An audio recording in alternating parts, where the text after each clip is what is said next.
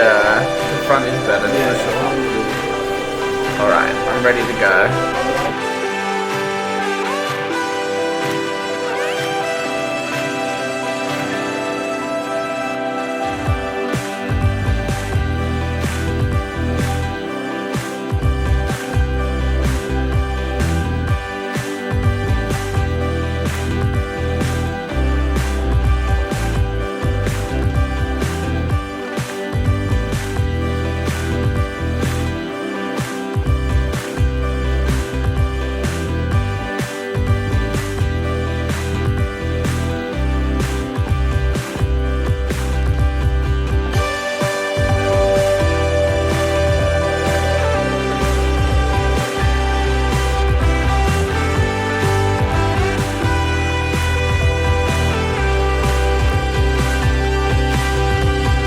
What's up everyone? I know it's been a hot minute since I've updated you on my hair transplant results, but as you can imagine, life has just taken over. But I'm pleased to say that I'm here to update you on my 12-month or 1-year results from my hair transplant. It's actually been probably 12 months and 2 weeks because I had it done in May and now we're in the middle of June. But before I do that, I think this mop needs a bit of a haircut. So I'm gonna go get a haircut, might actually cut my beard, trim my beard, and come back and show you how it's all going because, yeah, I haven't had a haircut in about 8 weeks and can probably tell that it definitely needs to be cut. But before I cut it, I just want to show you what it looks like. I'm going to get a little bit closer.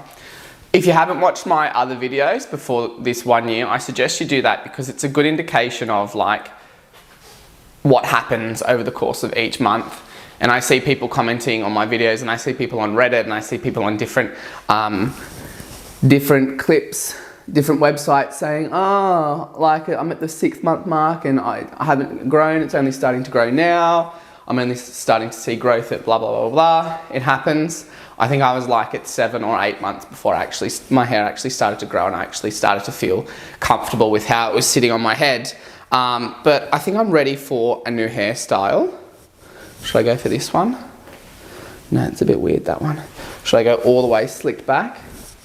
Again, we'll see what my hairdresser has to say and you'll find out in a minute. See you soon. So I'm back and I literally just went for a tidy up, just to add a little bit more shape into my hair.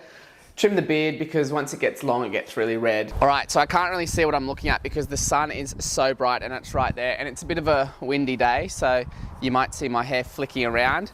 But this is what it looks like outside underneath the sun. I'll get a little bit closer. So you can see the hairline. Hairline is it's exactly the same as the 9-month update, my last video. I guess what has happened in between 9 and 12 months is the hair has become a little bit more defined, a little bit more natural, less like curly and things like that.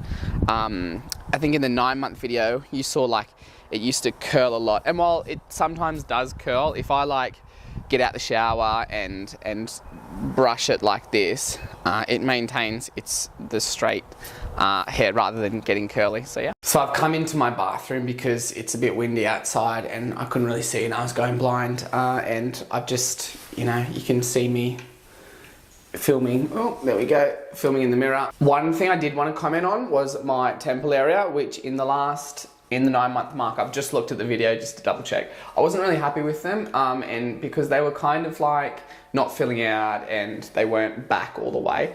But you can probably see here that I've been picking at this section, which is why they're short. I don't know why I picked at them, like I just picked them out. So they're taking a little bit of extra time to get back in. I might need to get the back area here filled in eventually. But that's a future me problem. And the other side I was always pretty happy with. It looks quite natural. So yeah, temple areas at the 12-month mark, the verdict is they are okay. And the hairline, let's have a quick arms back here. So I spoke at the 9-month mark about managing your expectations. If you had a lot of donor area to give and your hair was thick, you're obviously going to have a little bit more density than what I do. However, my hair is quite thin, and you can obviously see that here.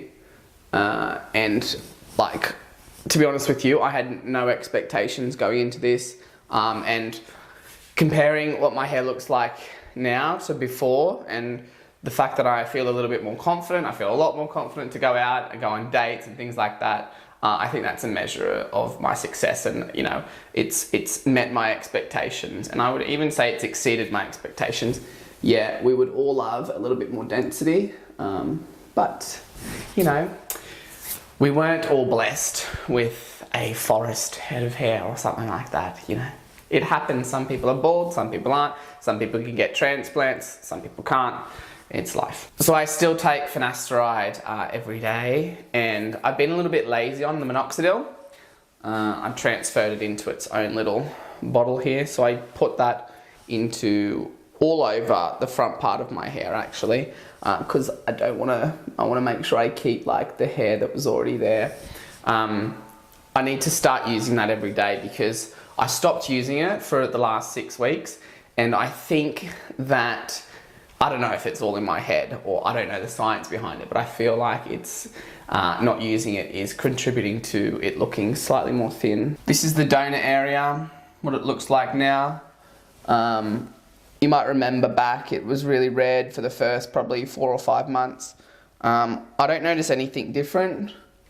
I mean, I don't look at it every day, and I think it's recovered quite well, it's quite thick. So if you're watching this and you're at like the 2, 3, 4 month mark, my advice to you is be patient, it's gonna come, be happy, have realistic expectations or manage your expectations in line with your donor hair, the thickness of your hair, the color of your hair. So they're my 2 pieces of advice. I'll also use finasteride and minoxidil. They're my 3 pieces of advice for you. Oh, I forgot to mention that I had 3,500 grafts done in Brazil, and somebody asked me why I got it done in Brazil and not Turkey. That's because at the time I was living in Brazil, and it was kind of like not a rush decision, but I knew I was coming back to Australia in 6 months, and I thought if I can get in now, I know it's going to be slightly cheaper, and it was. So the question is, am I happy, and would I recommend people get a hair transplant? Yes, I'm happy. You probably can tell in my voice that I'm quite happy with it. Obviously it's not 100% perfect, but again, I always go on about this, but it's about measuring your expectations pretty well. Would I recommend you get a hair transplant? Well, I don't think you would regret it if you had the money and chose a good clinic, did your research, and if you had enough donor area. So I would definitely say it's not a decision that you will regret unless it's botched by your clinician. It's not a regretful decision, in my opinion. For me, the hardest thing about going through a hair transplant was the time it actually takes to see results. You go through the first month and you're like, oh, did this even work? Because hairs are falling out. And then in the second month, you're like, I can see 1 or 2 hairs popping through. 3 months, the rest of your hair that didn't get transplanted is starting to grow at a rapid pace, whereas the non-transplanted part is kind of like, yeah, no worries. In between 4 to 6 months, this is when you start to see a little bit of growth, but you're still a little bit like, oh, can I go out in public looking like this? Do I need to wear a hat? Which is what I did. And then in between 6 months and 9, it grows a little bit further. And it's really between 9 and 12 months, in my opinion, where the hair transplanted hair goes from being, you know, that singy, weird feeling to it actually feeling like your natural hair was before. So it's at this point where at the 12-month, 1 year anniversary, where you're like, finally I can relax, I can go outside, I don't need to wear a hat, I don't need to worry about what people might think, oh, did that bloke get a hair transplant? So it's in this month part, in the 12-month part where you feel that. But I also think that choosing a barber or a hairdresser that knows you've had a hair transplant and that you have confidence in talking to them about is really important. My hairdresser is lovely. She knows that I've had it done, and she styles it appropriately, and I think that's really important. So cheers to Platinum Hair at Branxton for the haircut. One thing I will say, which I haven't really spoken about on my channel before, is make sure that you tell your doctor that you don't want multiple hairs in the same hole in the front. I'm going to get really close here. around this area here, I don't know how well you can see, but you might be able to see that 2 hairs are in the same hole.